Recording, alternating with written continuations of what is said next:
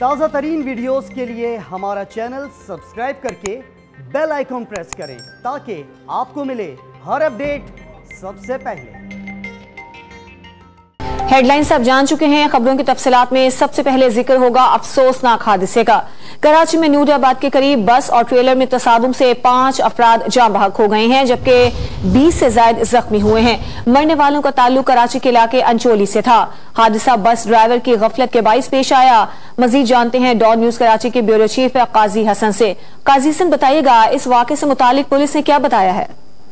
जी बिल्कुल, ये नूरियाबाद का इलाका था जहाँ एक मुसाफिर बस और ट्रॉलर में तसादुम हुआ है और फौरी तौर पे इस हादसे की इत्तला मिलते ही रेस्क्यू इदारे और पुलिस इस्ताम वहाँ पहुंच गए।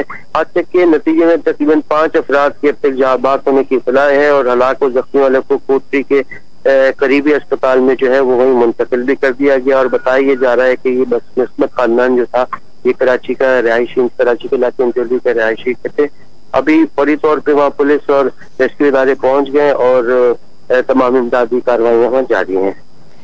इमदादी कार्रवाइयां शुरू कर दी गई हैं। काजी हसन, आपने अपडेट किया, बहुत शुक्रिया आपका।